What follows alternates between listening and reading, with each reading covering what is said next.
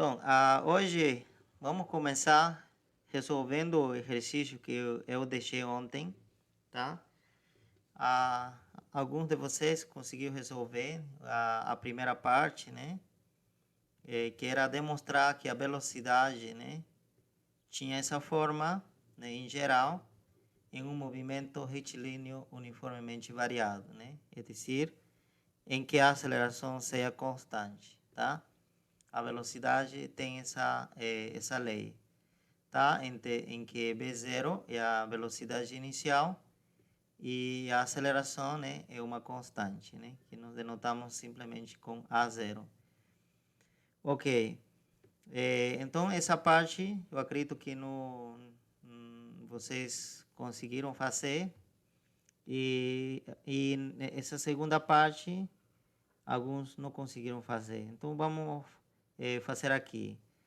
Tá? Então, determinar a posição em função do tempo, né? Ou também a gente chama de lei horária, né? Essa lei horária. Então, para poder encontrar a lei horária, você lembra a partir da velocidade, né? Porque a gente conhece aqui a velocidade, né? Está aqui a velocidade já conhecida. Então, o que a gente tem que usar é a relação entre velocidade e a posição. E nós sabemos que a velocidade, né? Simplesmente escrever, eu não preciso escrever isso que está em parênteses, tá, pessoal?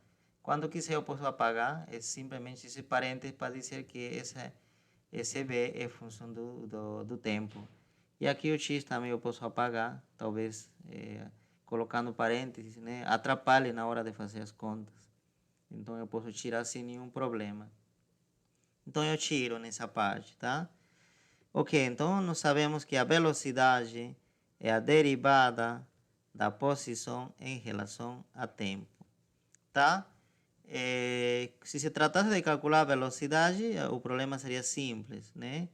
Ok, bastaria derivar x, mas aqui está ao contrário, nós queremos encontrar isso, tá? É isso, é dizer, a que função nós conhecemos a velocidade, nós queremos saber que a que função precisamos derivar, tá? Então, para isso a gente inverte, né? Você lembra, né? Que a gente coloca no sentido contrário. Então, a gente começa colocando, né? Diferencial de x, tá? Ou a derivada de x em relação a tempo é igual a velocidade, tá? A velocidade. Uma vez que a gente faz isso, tá?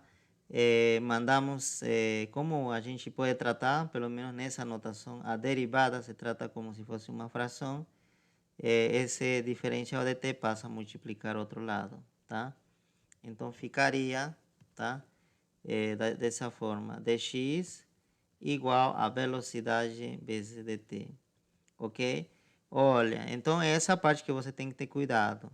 Eu não posso integrar diretamente ainda aqui assim, tá? Não poderia, tá? Por quê? Porque aqui não tem diferencial livre. Por exemplo, aqui não tem diferencial, né? Não está aparecendo. Vou derivar, integrar v, mas em relação a quê? Aqui não aparece diferencial. Então, é melhor não fazer isso nessa parte. E sim, é nessa parte. Nessa parte, sim, você poderia fazer, tá? Essa integral, porque ia ficar evidente, né?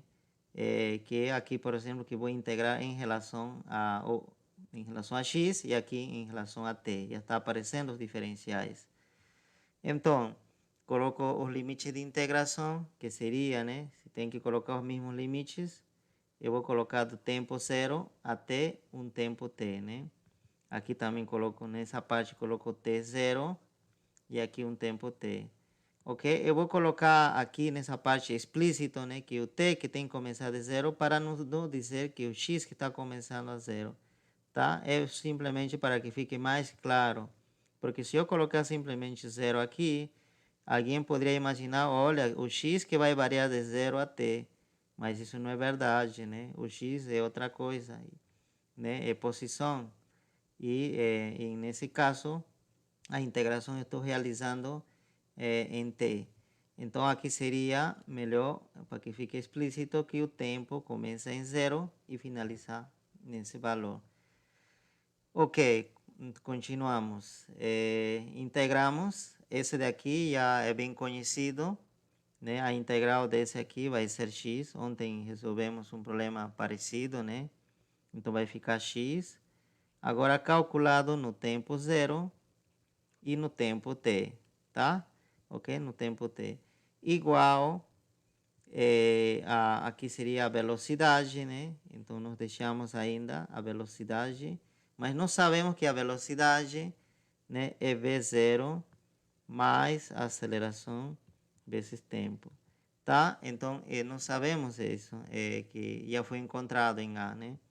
Então colocamos entre parênteses isso aqui para dizer que todo isso que será integrado em relação a t, ok? Então, ok, aqui seria, continuando, ficaria, né, x calculado em t, é decir, x em t, né, e menos, né, aqui seria menos x calculado em t igual a zero, né, ok? Então, o t que tem que ser zero, né, o argumento, né, o argumento. Ok, então continuamos aqui. Acá como tenho dois termos, então eu posso separar em duas integrais, né? Então seria 0 a t, que seria o v0 dt, tá? Mais a segunda integral seria de 0 a t a 0 t dt, ok? Então aqui que a gente faz, essa aqui é constante, v0 é constante, tá? Porque a velocidade inicial ela deve ser conhecida e é constante. E aqui também a zero é constante, então mandamos sair.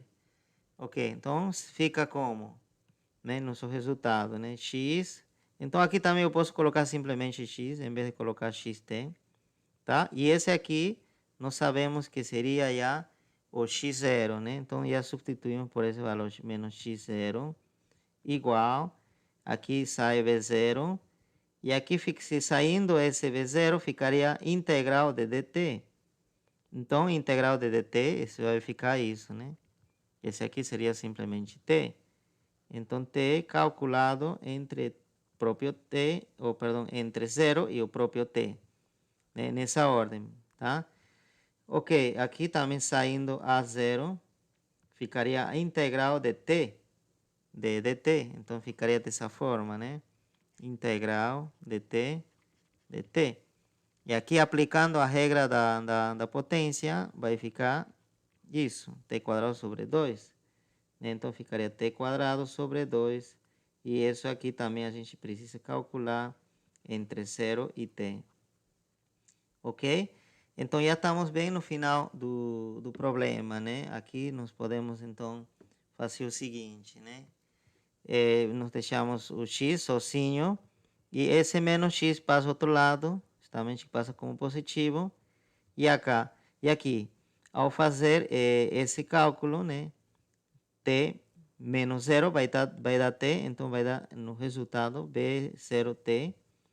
E aqui outro lado, vai dar, ao substituir t, vai ficar essa mesma expressão, porém, ao substituir 0, vai dar, anular tudo, então significa que não vamos restar nada a essa expressão.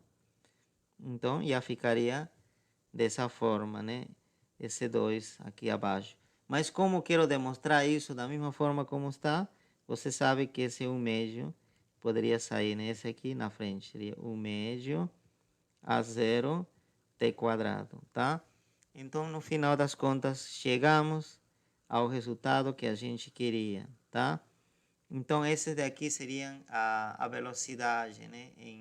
Para um movimento retilíneo uniformemente variado, né? Para qualquer velocidade inicial e posição inicial. E a posição seria essa, tá? Então, seria, em isso consiste, né? A resolução. Ok. Ainda, né? Agora eu estou acrescentando mais um item C aqui, né? Item C diz que você demonstre que a velocidade ao quadrado, é dizer, essa expressão ao quadrado é igual à velocidade ao quadrado mais 2 vezes a aceleração de x menos x0, tá? É decir, a posição menos posição inicial, tá? Posição em qualquer tempo menos a posição no tempo zero. Continuamos. Então, a ideia, né, nessa parte, nesse exercício, é o seguinte. Eu tenho, né, essas duas fórmulas, tá? Para esse tipo de movimento. E a partir dessas duas fórmulas, encontrar essa terceira, né? Esse aqui também é conhecido como equação de Torricelli. Então, vocês vão lembrar dessa equação porque vai ser bem usada, tá? Em física, tá? Sempre aparece, né?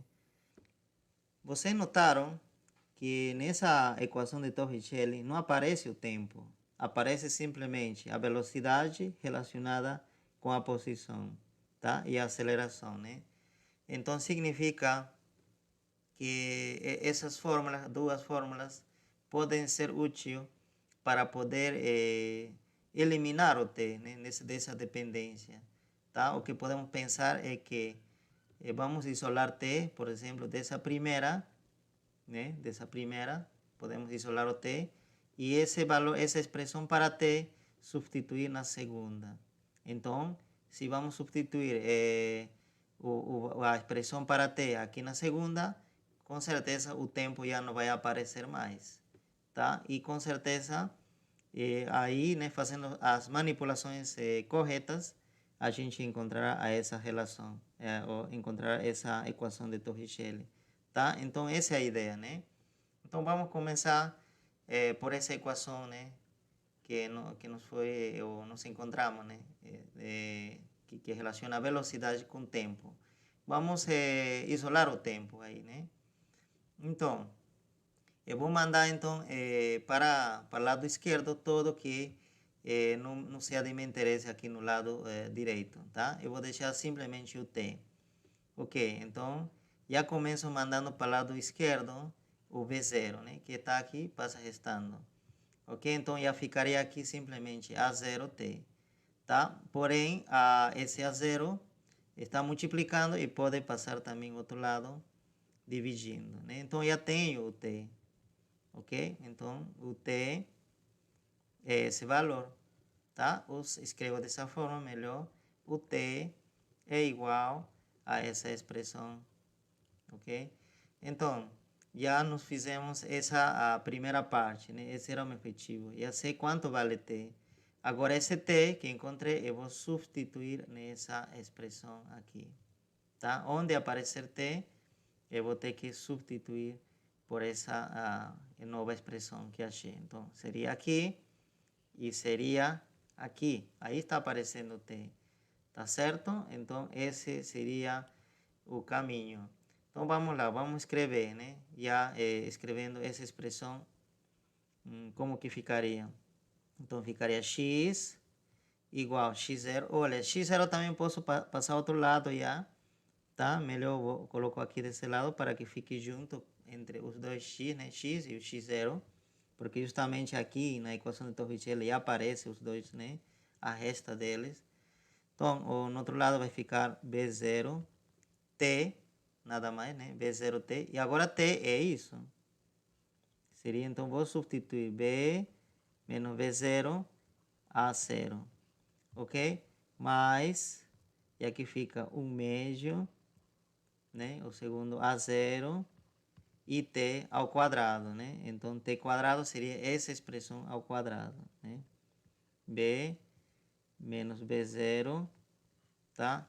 A 0 ao quadrado, ok? Então, fica isso, né? Ok, continuamos, né? Talvez a gente já vai chegar a essa equação que nós desejamos chegar, tá?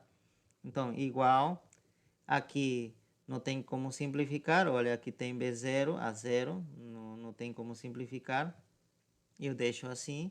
Porém, nessa segunda parte, eu posso aproveitar, olha, aqui tenho uma fração, tá? Uma fração elevada ao quadrado, significa que eu posso multiplicar ao numerador, ou perdão, elevar ao quadrado ao numerador e ao denominador por separado, né? Então, tiro esse parênteses aqui, tá? Tiro esse aqui também. E eu posso fazer o seguinte, né? Ok? Então, seria, né? Parênteses ao quadrado, só o numerador, e denominador também ao quadrado, né? Separamos dessa forma. Tá? E por que estou fazendo isso? Porque aqui tem um A, que poderia simplificar o outro A. Tá? Então, aqui está no numerador e aqui está no denominador. Então, simplifica. Aqui sobra simplesmente um A0. Tá? Então, no final, a gente já vai tendo o seguinte. Tá? B0. Né? Vamos escrevendo B0. Eu vou colocar usando parênteses quadrado aqui. Tá? É isso. E no outro lado eu tenho um meio, tá? B menos B0 ao quadrado. Mas esse quadrado eu poderia separar da seguinte forma, olha. Eu poderia fazer isso. B menos B0 a 0, tá? E ainda sobraria um B menos B0. Por quê? Porque, olha, B menos B0 está ao quadrado. Vocês notaram, né, que aqui B menos B0 e aqui também tenho B menos B0, justamente. Se multiplicar, esse multiplicar aqui, eu vou obter novamente o B menos B0 ao quadrado, né? Nesse caso, somente separei elas, tá? Eu separei por alguma razão, tá? Porém, A0 é só uma vez, porque se simplificou, um deles se simplificou, tá? Então, só está aparecendo só uma delas, então seria só isso. Agora anote, né? Por que eu fiz isso? Porque no outro lado aparece a mesma coisa aqui, olha. B menos B0 sobre A0. E aqui, né? Então, por que estou fazendo isso? Porque pretendo colocar em evidência, tá? E para ir simplificando. Então, continuamos. X menos X0. Coloco em evidência isso, né? Esse que está dentro do parêntese quadrado. Tá? Então, agora coloco um parênteses curvo. E vou colocar dentro desse parênteses curvo o que sobrou. B0 mais outro lado, que sobrou seria um meio, né? Um meio. E sobrou isso, B menos B0, tá? Ou para simplificar mais ainda, esse aqui seria a mesma coisa, tá? Que isso, tá? B menos B0. Tá? Porque 1 vai multiplicar isso, então permanece o mesmo, né? E denominador seria simplesmente 2, tá? E aqui nós temos uma fração, tá? Nós podemos somar aqui mesmo, olha, se não tem, esse aqui não tem aparência de fração, mas a gente completa com 1, esse 2 passa a multiplicar aqui, né? Multiplica assim, diagonais, então aqui seria 2, tá? E aqui embaixo ficaria, e aqui 1 vezes isso vai permanecer a mesma coisa. E aqui 1 vezes 2 vai ficar 2, tá? A gente está acelerando um pouco essa parte porque a gente já entende, eu acredito que vocês entendam isso, tá? Isso daí, tá? Ok, nós temos essa expressão. Ok, e aqui tenho 2B0 mais B e menos B0.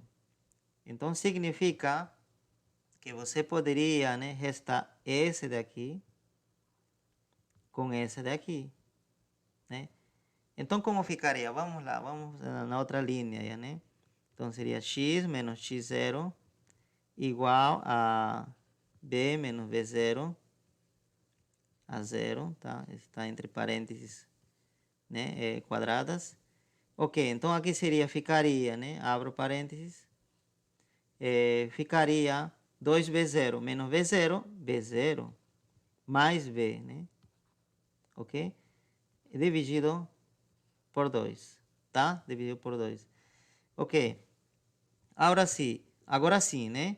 O que eu tenho, eu posso simplificar aqui, tá? E ver o que vai dar. Olha, aqui vai dar, olha. Eu vou juntar já essas duas frações. Eu tenho b menos b0 e escrevo simplesmente assim. Aqui intercâmbio posições, tá? Eu posso fazer isso sem nenhum problema. Aí ficaria b mais b0. E embaixo, no denominador, ficaria 2 a 0. 2 a 0, tá? Pronto. E uma vez que eu tenho isso, eu vou passar esse 2 a 0, multiplicar o outro lado, né? Porque está dividindo aqui. O outro lado poderia passar multiplicando, né? Aqui está dividindo, aqui multiplica. Então, seria, né? No final das contas, o seguinte, né? A gente já teria, né? 2 a 0 multiplicado a x menos x0. Já está ganhando forma, né? O que a gente queria, olha, está aparecendo. 2a 0, x menos x0. E sobrou aqui. O que sobrou aqui é uma diferença de quadrados, tá? B menos B0 e B mais B0. Esse daí, né? Lembrando um pouco de álgebra básica, seria B quadrado menos B0 ao quadrado. Ok? Tá certo? Então, já tem essa forma, né? Só esse menos B0 não deveria estar aqui. Posso passar ao outro lado. Então, passando ao outro lado, como que vai ficar, né? Vamos lá. Então, já acho que podemos escrever em outra fórmula aqui, né? B0 ao quadrado. Vamos dizer que queremos simplesmente isolar isso daqui. Tá? Queremos isolar, então vai ficar assim. B0. Esse aqui passa ao outro lado. Então, ficaria B0 ao quadrado. E mais tudo isso, né? 2 a 0, x menos x0. Ok? Então, esse aí é exatamente a fórmula ou a equação de Torricelli, tá? Então, acabamos de mostrar. Ok? Então, esse aí seria como um exercício, né? Para manipular corretamente, né? As grandezas físicas envolvidas aqui, tá? Ok, pessoal. Então, disso se tratava nesse caso, ok? Agora, pessoal, vamos tratar o segundo exercício que deixei ontem. Queda livre, tá? É um problema bem clássico esse daqui. É muito importante também para poder entender o movimento de um projétil. Quando você lança uma pedra, né? Uma parte, né, do movimento segue essa regra que eu vou descobrir aqui, tá? Então, nessa parte, né, você solta, né, um objeto, uma bolinha, né, de metal, pode ser. E então, você quer encontrar qual seria a lei horária, né, desse movimento. E que mais? E também quanto tempo tardaria em bater no chão, tá? Quanto tempo seria a queda, né? E com certeza, né, essa queda, esse tempo de queda vai depender do h, da altura. Nesse caso, essa altura, né, h, e no tempo zero, né, começa o movimento no tempo zero, e a velocidade inicial é zero, nós estamos considerando, e a aceleração que ela sofre seria a aceleração devido à gravidade da Terra, né, que pode ser medido, né, e dá em torno de 9,8 metros segundo quadrado, tá? Claro, é um valor que depende muito do local onde você faz esse experimento, né? Pode ter alguns ajustes aqui, mas academicamente, só para resolver exercícios, a gente usa sempre esse valor, tá? 9,8, tá? Alguns podem perguntar, mas a gente pode usar 10 metros por segundo quadrado porque a gente fazia isso no ensino médio? Não, acho que não recomendo fazer isso, tá?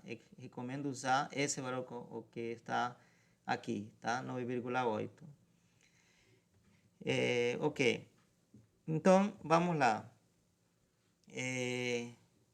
Se quero encontrar a posição, eu preciso primeiro encontrar, você lembra, né? Porque nesse caso, nós conhecemos a aceleração.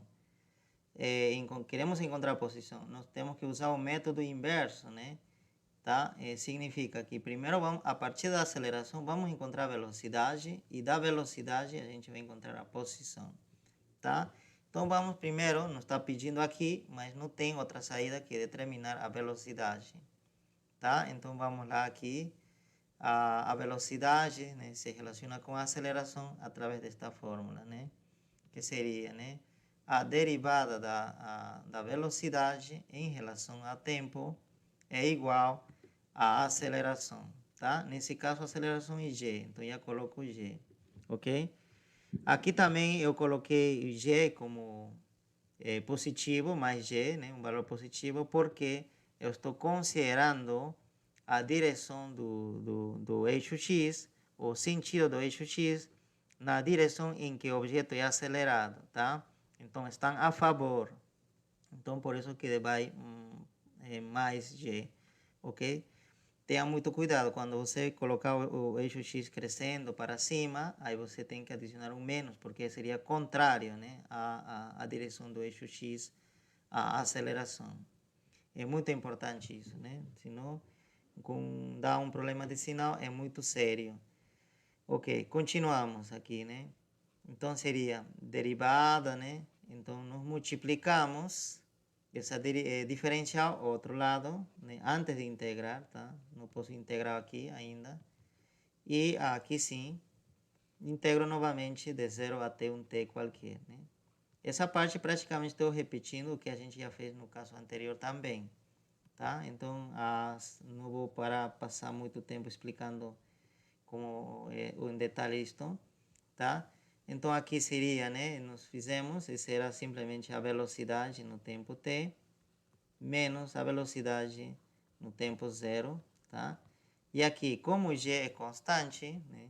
G vale 9,8 metros segundo quadrado, sai. E vai ficar simplesmente t, vai ficar g e t, é dt, né? E integral de dt seria t entre t e 0, né? Ok? Então, esse aqui também vai dar resultado t menos 0, t. Então, nós colocamos também simplesmente t, gt. Ok, quanto é a velocidade aqui, né? Velocidade no tempo zero. Aqui anulamos, disse que é zero. Então, simplificamos, né? Então, a nossa velocidade, simplesmente colocou b, pode ser. Não preciso colocar mais esse parênteses. É simplesmente g multiplicado pelo tempo, tá? Então, isso. Essa fórmula que eu precisava para poder encontrar quem? A posição. Essa daqui, tá? Ok, agora sim, já posso encontrar o que eu estava pedindo, né? Quem seria a posição? Então, nós sabemos que a derivada da posição em relação ao tempo é a velocidade. Então, no próximo passo, o que nós fazemos é multiplicar esse diferencial de t à velocidade. Ok? Então, agora integramos novamente, mesma história, de 0 a t e de 0 a t. Ok? Continuamos.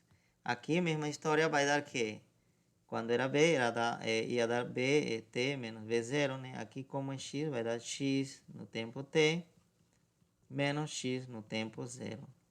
Igual a integral da velocidade. E b não é constante, tá? Velocidade não é constante. Então, mas eu sei quanto é. É gt.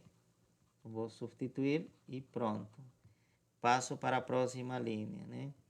Então, aqui eu tenho já posição. Simplesmente posso escrever x, tá? Para economizar. Tá escrevendo esse t.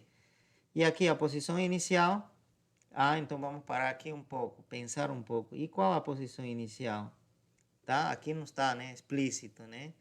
Porém, se eu considerar, né, meu eixo x, tá? Eu estou considerando para baixo, né? Cresce para baixo. Porém, eu poderia considerar que a origem, o zero, seja aqui, na superfície da Terra. Tá? Ou posso considerar que seja aqui, de onde foi deixado cair o objeto. Então, eu posso deixar aqui, tá? Então, aqui que seria o zero. Então, sendo assim, já posso dizer que a posição inicial do objeto foi zero, tá? Estou deduzindo isso, tá? Mas outra pessoa poderia dizer que não é assim, tá? Esse aí tenha cuidado. Ok, então aqui é zero. Então, simplifica também, né? Zero. Então, fica simplesmente x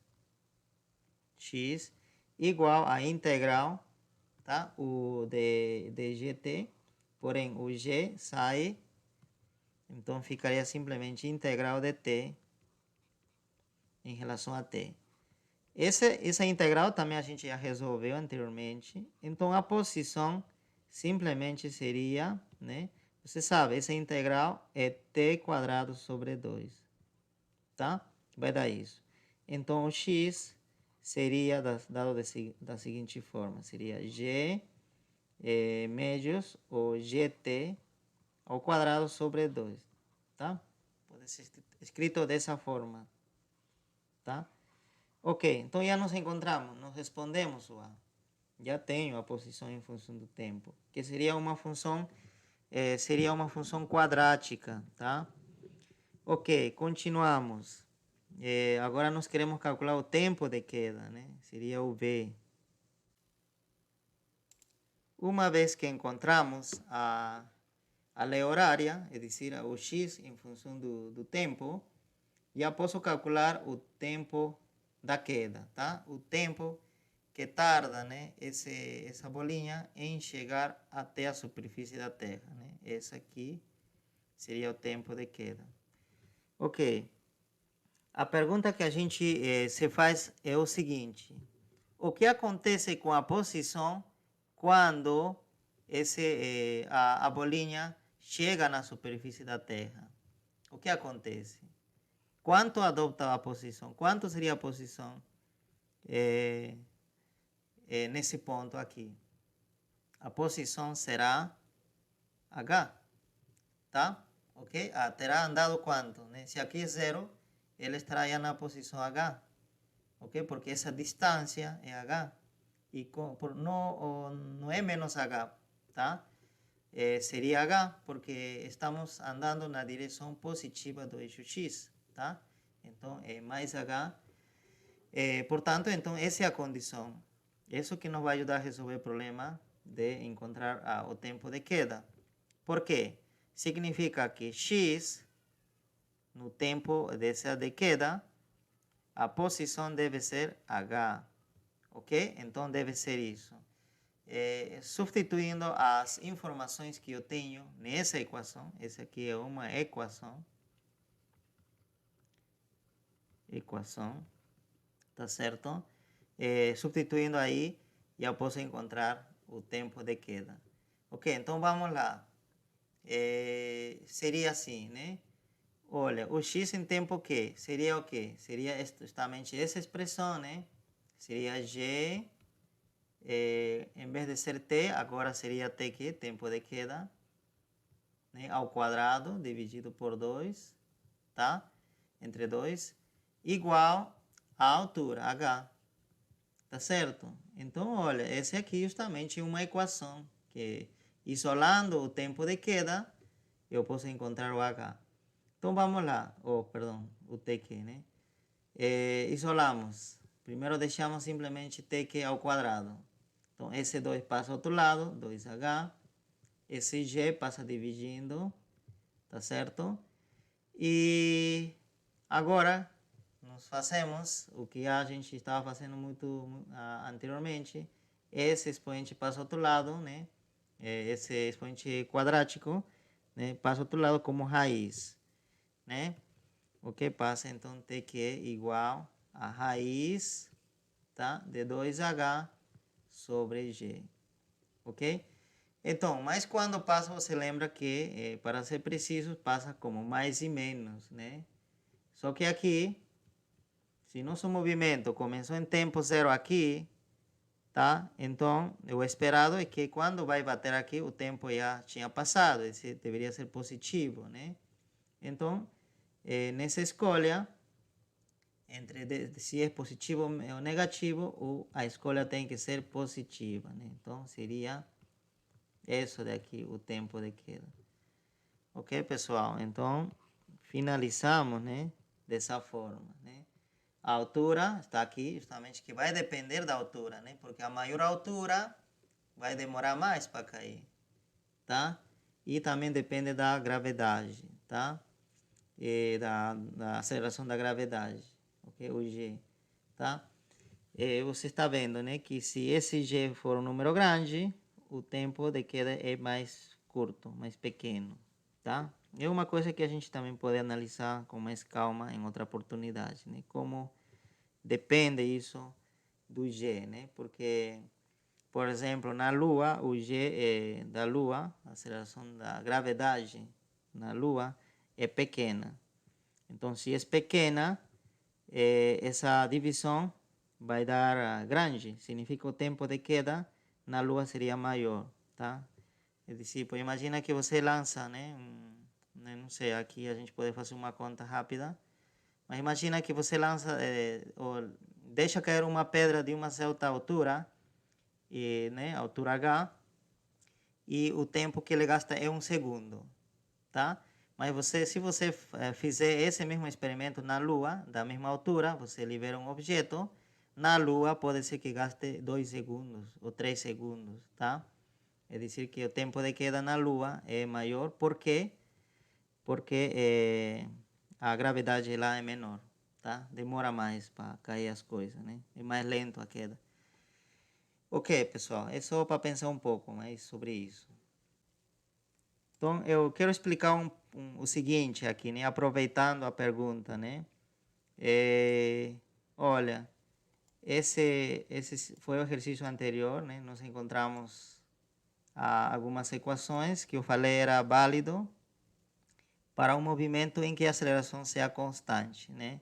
É dizer, movimento retilíneo uniformemente variado, né? Encontramos essas fórmulas, tá? Essas são fórmulas gerais, é dizer, para qualquer posição inicial, para qualquer velocidade inicial e para qualquer aceleração, tá? E no segundo exemplo, na queda livre, nós também, né, nós temos uma situação em que a aceleração é constante, é dizer, esse movimento é um movimento retilíneo uniformemente variado, tá certo? Só que aqui a aceleração já é fixa, né? Então, sim, este seria um caso particular, né? A queda livre é um caso particular de um movimento retilíneo uniformemente variado. É dizer, que essas equações que encontramos aqui para a posição e para a velocidade, tá? Podem ser também deduzidas a partir dessa equação, que essa equação é mais geral, né? Ok? E você pode verificar que justamente se A0 for G e a velocidade for zero e posição zero, você praticamente encontra essa mesma lei horária. Ok? Então é muito legal essa observação, tá? Então, pessoal, eu acho que com esses exemplos que eu apresentei aqui, a gente já vai finalizando, né, esse capítulo, né, foi um pouco longo, né, capítulo de cinemática, porém cinemática que estuda simplesmente o movimento em uma única dimensão, tá?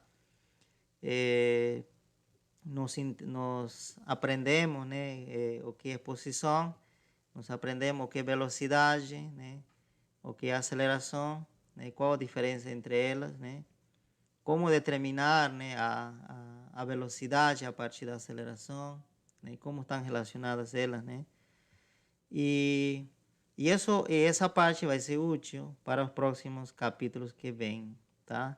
Então aí finalizamos e vocês podem resolver mais exercícios, tá? Aqui eu deixei pouco, mas vocês podem encontrar na apostila, né, da disciplina mais exercícios e resolvam o maior número possível, tá? Assim estarão mais preparados. Pessoal, nessa parte, então a gente começa, né, o estudo de movimento em duas dimensões, né? Já começando o segundo capítulo da nossa disciplina, tá? Ok. Então nós sabemos, né, por experiência, que nem todos os movimentos acontecem, né, em linha reta, né? Tá? O movimento em uma linha reta, na verdade, é muito escasso a gente observar, tá? Tem poucos casos, né? Tá? O mais natural de movimento retilíneo, né, que a gente estudou, o que a gente observa mais seria a queda livre, né? Quando a gente libera um objeto, ela cai, né? Porém, o que acontece se, né, essa seria a superfície da Terra, ok? Superfície da Terra, que estamos aqui. E então a gente arremessa um objeto, né? Não deixa cair, não deixa cair. Se fosse cair, então seria um movimento retilíneo, né? Ela vai e se move unicamente em uma direção. Mas em vez disso, imagina que a gente arremessa um pouco para os lados, né? Dá uma certa direção, a gente lança, né? Então o que vai acontecer com essa esfera, né? Ou essa pedra? ela vai fazer um movimento, vocês devem ter percebido assim, né? Que a gente vai chamar depois como movimento parabólico, né? Porque vai fazer uma parábola, né? O gráfico, essa trajetória, vai ser uma parábola. Então, como você viu aqui, já o movimento já não é retilíneo, já não é reta, né? Tá certo? É uma curva, né? A parábola é uma curva, né? Então, a gente pretende nessa disciplina, tá? E que você entenda esse tipo de movimento, tá? Movimentos em que a direção do movimento vai mudando, né? Porque, por exemplo, quando você lança nessa direção, a tendência de se mover seria essa. Mas quando está já nesse ponto, ou a esfera, a tendência de se mover seria já essa, né? E quando está mais baixo, a tendência, né, de aonde ele está tendendo a ir seria isso. Então, você vai notando que a direção de movimento vai mudando, tá? Então, não é a mesma coisa, né, que for em unidimensional, né? Por exemplo, se você libera um objeto, a tendência é simplesmente ir para baixo, nada mais, né? Nessa direção sempre, ok? Então, essa seria a diferença. Eu apresento também esse exemplo bem comum que acontece no nosso dia a dia, né? Sempre alguém lançou uma pedra, né? Lançou algum objeto, né? E notou essa trajetória, né? Que adopta esse objeto, ok? Então, se vocês conseguirem entender bem, pelo menos esse tipo de movimento, seria muito legal. Claro que existem outros movimentos também, né? Que a gente poderia estudar aqui nessa parte, tá? Mas a base, o que a gente prioriza é que a gente entenda pelo menos isso. Ok. Aqui já, por exemplo, falei de direção, né? É dizer, que a direção do movimento vai mudando, né? E essas direções são representadas por setas, né? E que a gente vai chamar aqui como vetores. Então, você já viu a necessidade de falar de vetores, desse ente matemático vetores, tá? E por essa razão, eu vou começar esse capítulo não estudando já diretamente o movimento em duas dimensões, sino apresentando a ferramenta para poder estudar esse tipo de movimento, tá? Então, vamos começar primeiro falando de vetores, tá? Esse será, então, o primeiro desafio, é tentar aprender o que seria vetores. E vetores será útil também para esse capítulo e para o terceiro capítulo também, em que a gente vai estudar as leis de Newton, tá? E para as outras disciplinas, né? Física 2, Física 3, é importante, muito importante aprender vetores, tá? É uma ferramenta útil. Ok, então o que seriam vetores, né? Eu posso apresentar da seguinte forma, né? Eu sei que se você quer aprender em mais detalhe os vetores, você poderia melhor pegar um livro, né, de geometria analítica, e lá se trata muito, tá? Vetores. Mas aqui eu vou apresentar assim uma revisão simples, tá? Sem aprofundar muito, tá? Porque o tempo não dá para fazer isso, ok? Então, o vetor seria um ente matemático que tem um tamanho, tá? Que tem um tamanho, tá certo? Seria como se fosse um segmento, né? Que tem tamanho e tem uma direção, tá certo? É dizer, que aponta em uma certa direção, né? Como já desenhei aqui, né? Direção de movimento, por exemplo, ok? Então, o tamanho a gente vai chamar de módulo do vetor, né? Módulo, tá? E justamente que para nós, né, geometricamente, né, se a gente desenha um vetor, geometricamente o módulo seria, né, o comprimento dessa seta que está aqui, tá? A gente pegaria uma régua, né, e mediria, esse seria nosso módulo, né, ok? E para medir a direção, porque o vetor tem então módulo e tem direção, isso é representado por essa seta, né, que está aqui, essa ponta, tá? Então, para isso a gente talvez precise, né, medir o quê? A gente desenha simplesmente um eixo de referência e a gente pode medir o ângulo, né? E esse ângulo poderia medir a direção, tá? Então, seria assim, né? O módulo seria, nos organizando aqui, o módulo seria esse tamanho, né? O tamanho do vetor. E quando falo de direção, estou me referindo a esse ângulo. Claro, eu estou falando em vetores em um plano, tá, pessoal? Para poder simplificar nosso desenvolvimento, tá? No espaço tridimensional, claro, vai aparecer mais ângulos, tá? Então aí pode ser um pouco complicado até de observar e desenhar o vetor, tá? Mas aqui em bidimensional basta um ângulo. Com ângulo já poderia dizer em que direção está apontando esse vetor. Por exemplo, se está apontando para o leste, então o ângulo será zero, né? Zero, né? Porque praticamente esse vetor estará coincidindo com essa linha que eu desenhei aqui, né? De referência, tá? Essa aqui é uma linha de referência horizontal, né? Que eu desenhei. Ok, se eu falo, né? Olha, o vetor está apontando na direção sul, né? Então, sul seria essa aqui, o vetor está com essa direção, né? Para baixo. Então, o ângulo, né? O ângulo será tudo isso, né? Tudo isso.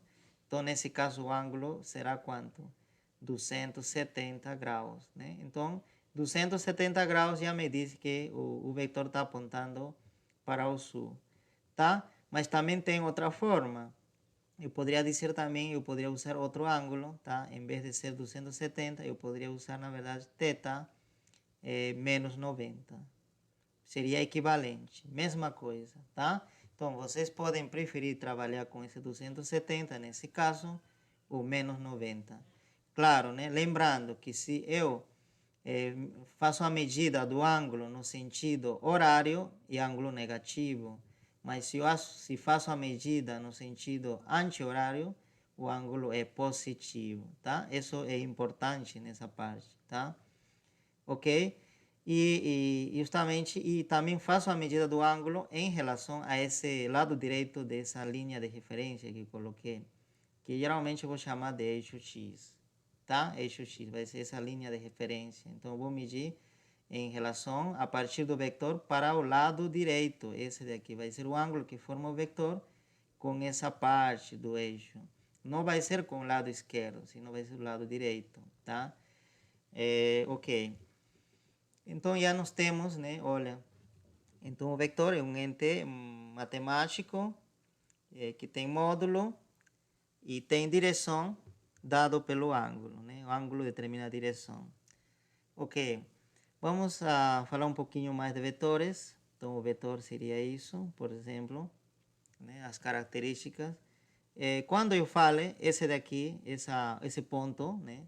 Eu vou chamar origem, né? do vetor, geometricamente, né? Origem do vetor, né? E esse aqui eu vou chamar de ponta do vetor, tá? Ponta. Tá? Então eu vou falar muito disso, né, para poder identificar, né, as partes do vetor geometricamente, tá? Ok? Então seria isso, né? Vamos lá. Então nós precisamos aprender a manipular, né, esses vetores algebricamente, né? E também geometricamente, tá? Então precisamos definir algumas operações entre vetores. Então, a primeira coisa que a gente pode definir seria a soma de vetores, tá? A soma de vetores. Então, eu poderia, né, ter dois vetores, né? Vamos dizer, um vetor azul, eu vou chamar de A, tá? O nome é A, ok? E como A poderia ser também um número real, né? Poderia ser, por exemplo, 20, não sei, um número real.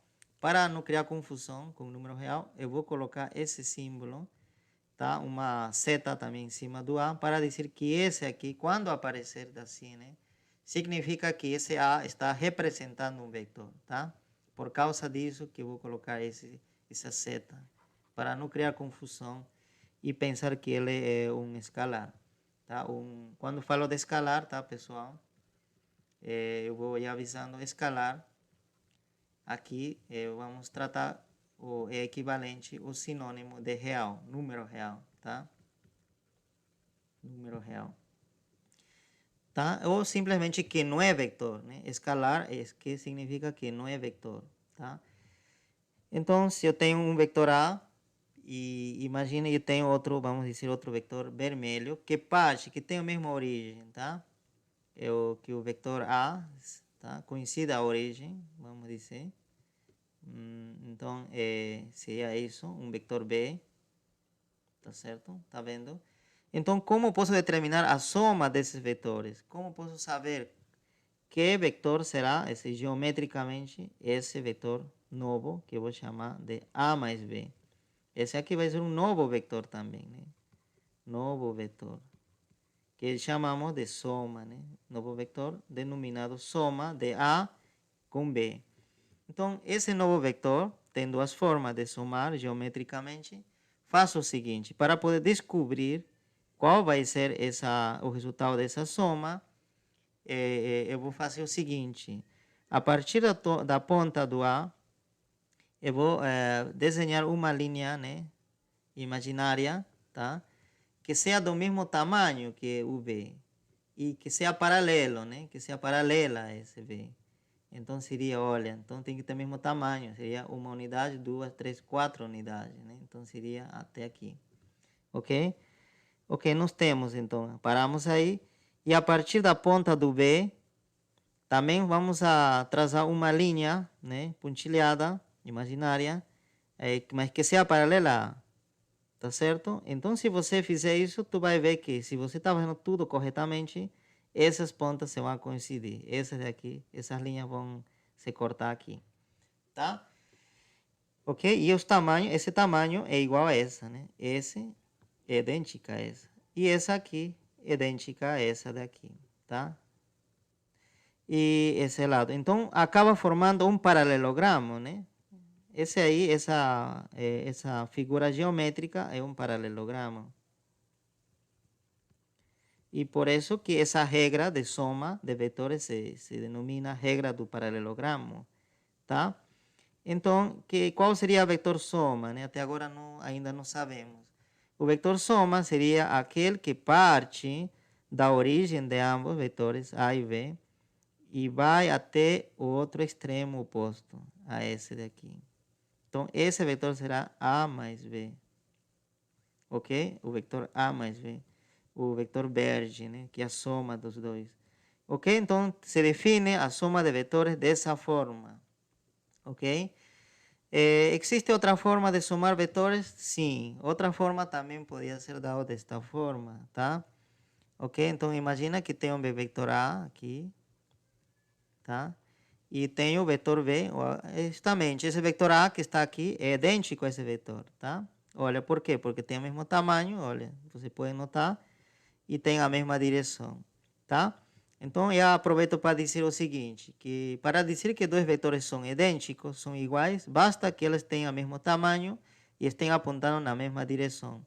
Não é importante que estejam em mesma posição, né? Tá? Não é necessário que para dizer que são iguais, que este vetor tenha que estar aqui. Não. Pode estar em outra posição, aqui. Mas o importante é que tenha o mesmo tamanho, ou seja, vamos dizer 2 centímetros, e aqui 2 centímetros, e apontando mesma direção, é dizer, fazendo o mesmo ângulo com um eixo imaginário, né, horizontal, e aqui também, tá? Ok, isso é importante, tá? Então, posso construir também, então, outro vetor igualzinho a essa, aqui, idêntica, né? Para justamente somar, né? Verificar que existe outra regra. Então, nós queremos somar A mais B. Então, essa segunda forma consiste no seguinte. Arrastar o segundo vetor, esse vetor B, né? Eu vou criar o igualzinho a esse aqui, outro vetor aqui, né? E que a origem desse vetor vermelho coincida com a ponta do primeiro, né? Então, que parta aí. E a partir daí começo a desenhar o vetor segundo, né? Quantas unidades ele anda para a direita? 1, 2, 3, 4. 4, né? Então, 4, para aí. Tá certo? Então, esse é o vetor B, né? O vermelho, tá? Vocês podem verificar, é idêntico. Esse vetor B é igual a esse. E A justamente é isso. Então, o vetor soma, nesse caso, seria aquele vetor que parte da origem do primeiro vetor e vai até a ponta do segundo vetor. Tá certo? Então, seria isso. Tá? Esse seria o vetor soma. Tá? E vetor soma também, que você está observando aqui, esse vetor soma, coincide, tá vendo, com esse vetor aqui. Tem a mesma direção, o mesmo tamanho. Você pode verificar, tá? Dado que esses dois vetores também eram idênticos. Ok? Então, usando a regra do paralelogramo, ou essa regra que está aqui, essa regra não sei o nome dela, mas a gente está colocando em sequência os vetores, né? Então, por ambos métodos, ou por ambas regras, a gente deve encontrar o mesmo resultado, não deve mudar, tá? Então, vocês têm a escolha, vocês querem usar isso, tudo bem. Se você quer usar isso, tudo bem, mesmo resultado, tá? Só que quando é paralelogramo, as origens de ambos vetores devem coincidir. Porém, quando você quer usar essa regra, né? Essa regra, bom, não sei qual nome colocar, mas a gente pode colocar então regra 2, né? E essa aqui que seja a regra 1 de paralelogramo. Tá certo? Então, se você quer usar a regra 2, então você tem que ter cuidado de colocar os vetores em sequência. O primeiro vetor, né, terminou, olha, começou aqui, termina aqui. E o segundo vetor deve começar onde terminou o primeiro. E assim, né? E o vetor resultante seria isso, né? Ok? Então, esse é o segredo dessa parte de soma de vetores em forma geométrica. Ok. Eu acho que o tempo está acabando, né? A gente pode parar aí, né? E na próxima aula continuar mais falando sobre os vetores, tá, pessoal?